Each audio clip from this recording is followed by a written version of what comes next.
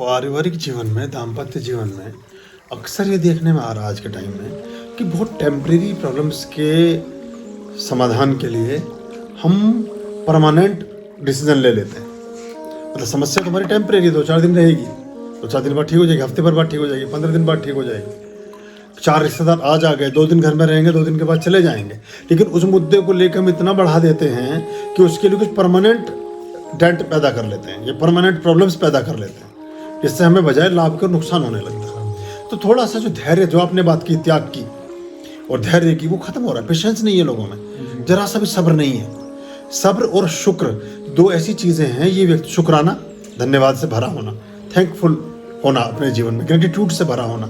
ऐसा नहीं है, जीवन में बहुत कुछ मिला है जिसके लिए हमें रोजाना धन्यवाद कर सकते हैं ईश्वर से हम, लेकिन पता नहीं हमें किस चीज़ की तलाश है, क्या चाहिए, जिसके लिए हम 24 घंटे हल्कान, परेशान और दुखी और संतप्त हैं। तो और कई बार तो ऐसी चीज़ें हैं हमें ये भी नहीं पता कि वो हमें सुख देंगी भी कि नहीं। जैसे मैंने टाटा की उस दिन कहानी सुनाई थी, शायद अपने अगर लाइव में आप होंगे तो कुछ ज़रूरी नहीं है कि वो चीज़ें सुख देती ही हों जिनको हम सोचते हैं कि हमें सुख दे रही हैं, या उनसे हमें सुख मिल जाएगा। यह हाइपोथेटिक कल्पना, एक कल्पना है ये, लेकिन ज़रूरी नहीं कि उससे मिल जाए। बहुत सारे बच्चे जो बहुत जल्दी एकदम विवाह हुआ तुरंत वो सोचते हैं कि हम अलग जाकर रहने लगे, उससे बहुत सारी प्रॉब्लम्स खड़ी हो जाती हैं। सबसे बड़ी बात ये है कि जब छोटे बच्चे होते हैं तो छोटे बच्चे ने कोई गलती की, उससे कोई सामान, कांच का प्याला टूट गया, उससे कोई सामान खराब हो गया, कोई चीज़ गलत हो गई और उसको माताजी पिताजी ने पीट दिया, तो घर में ताऊ जी भी हैं, वो फिर माता पिताजी को भी डांट सकते हैं। अगर ताऊ जी से कोई गलती हो गई तो फिर दादाजी भी बैठे हैं। मतलब घर में ही जिला जज भी है, हाई कोर्ट भी है, सुप्रीम कोर्ट भी है, राष्ट्रपति भी, सब घर में ही है। तो बच्चों को लगता है मेरे साथ न्याय हो रहा है। उसे लगता था कि मैं जाके ये बात अभी ताऊ से कहूँगा, बड़े पापा से कहूँगा, अभी दादाजी से कह दूंगा, अभी उनसे कह दूंगा तो भी ठीक हो जाएंगे। तो एकदम उसे लगता था मेरे साथ न्याय हो रहा है। ये बच्चे को माँ बाप ने दोनों ने मिलकर कूट लिया, दोनों ने मिलकर थपक लिया या धमका दिया, वो डिप्रेशन में चला जाएगा और रजाई में जाके मुंह छिपा के तो रोता रहेगा, पड़ा रहेगा, या आपकी बात अनसुनी करेगा, या फिर वो ऐसे अवलंबन, ऐसे रास्ते और ऐसे दोस्तों को तलाशेगा जो उसको फिर उल्टे सीधे मशवरे देंगे या गलत मार्ग पर ले जाएंगे। फिर वो बाहर जो उसे प्यार से बात करेगा उसके पास जाके बैठने लगेगा। माँ बाप सोचेंगे ये बच्चा हमारा है और ये बैठता वहाँ ज़्यादा है, ये तो हमने नहीं बैठाया ना। तो हमें भी थोड़ा सा बच्चों से ज़्यादा पेरेंट्स को समझना पड़ेगा, और ये थोड़ा कम उम्र से ही बच्चे को कितना अपने परमिशन देनी है ये भी तय करना पड़ेगा। सभी कुछ थोड़ा अभाव वैसे तो खराब लगता है, लेकिन अभाव में प्रतिभा पनपती है। आज बच्चे ने कहा कि मुझे ये 6000 का जूता लेना है, आप 6000 के मना करके 600 को दिलाइए, तो उसके अंदर एक मसाहट पैदा होगी, उसके अंदर कुछ उबाल आएगा।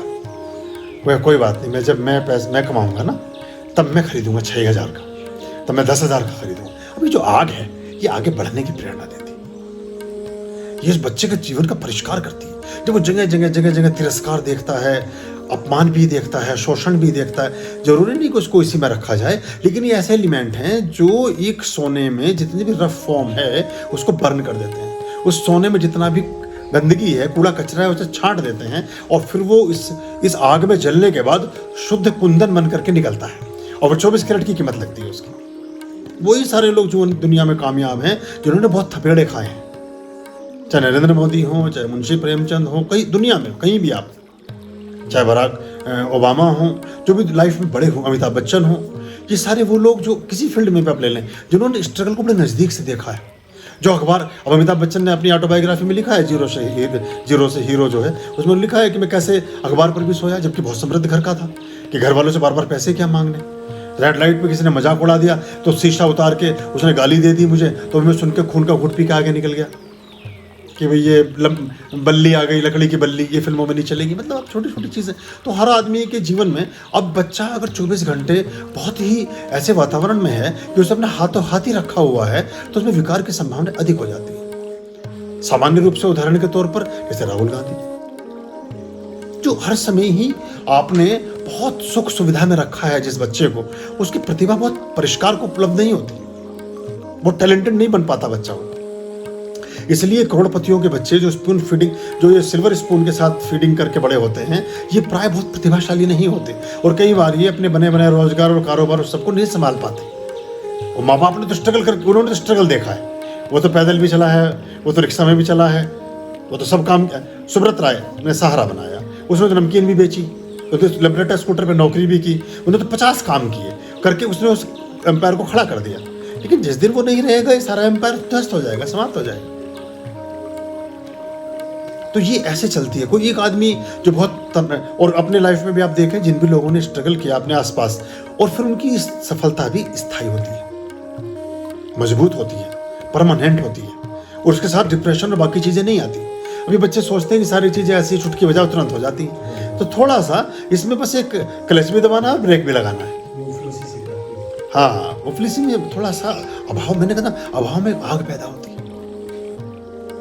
अभाव में अंदर से जो बात आदमी की पैदा होती है वो फिर उसको आगे बढ़ाती है। तो फिर ये वो जो टीस थी, अगर वो नहीं होती तो जो ये जो अंदर हमारे एक तीर लगता है ना, ये तीर तो हर चीज के, ये पतन का भी कारण यही है और उत्थान का कारण भी यही है। अंधे का बेटा अंधा, एक उपहास ठाका लगाया द्रौपदी ने, सारा सब चीजें समाप्त हो गई। वो पद्मावती में जो आपने देखा होगा कि वो एक जो वो वहाँ का उनका पृष्ठ है, उसको अपमान नहीं सह पाया वो, और वो फिर उसके साथ क्या घटना घटी। तो ये ऐसे चलता है। तो इसमें अगर हम, पर ये है कि बहुत इसमें बड़ी बहुत बारीक रेखाएं हैं। जबरदस्ती का भाव भी नहीं ओढ़ना पड़ता। फिर कुछ मैंने ऐसे भी करोड़पति देखे हैं कि वो कह रहे हैं अपने बच्चों से कि स्ट्रीट लाइट में जाकर पढ़ो। एक ऐसे व्यक्ति भी थे जानने वाले राजस्थान के कि बहुत समृद्ध थे, बहुत पैसा था उनके पास, सब कुछ था। वो बच्चों को घर में लाइटें बंद करते फिर रहे हैं, बिजली का बिल कौन देगा, ये तुम्हारी कमाई से चल रही है बिजली, वो सब बंद कर रहे हैं, सब कर रहे हैं। वो बच्चे की है, हम कहाँ पढ़ें, बोले स्ट्रीट लाइट सरकार की लाइटें लगी हुई, उनके नीचे जाकर खंबे के नीचे पढ़ो। बहरहाल वो बच्चे पढ़े भी, अच्छे कामयाब बने भी, CA बन गए, सब ठीक हो गया। उनका ऐसी स्थिति हुई बाद में, इतना तिरस्कारित जीवन जिया कि वो आदमी तीसरे मंजिल पर था, रोज नौकरानी जाती थी थाली सरकाने। एक दिन जब 2 थालियां उठी हुई नहीं दिखी तो पता चला कि 3 दिन पहले मर गए हैं वो। एक मचानसी पे कमरा दे रखा था ऊपर, बच्चों ने ऐसा हिसाब किया, 3 दिन बाद उसी घर में रह रहे हैं, पता चला बाप नहीं रहा। तो अभाव भी थोड़ा सा दें। और ये जैसे कुम्हार मिट्टी का घड़ा बनाता है ना, वो बाहर से सहारता भी, अंदर से बाहर से चोट मारता है, अंदर से सहारा देता है उसको। ऐसा करना पड़ता है इसमें। एक जैसा पैटर्न नहीं चलता। कभी इच्छा पूरी भी कर दी बच्चे की, कभी नहीं भी की, कभी किसी चीज के लिए स्ट्रांगली मना भी किया, और कभी अपनी तरफ से कहीं उसे ले भी गए।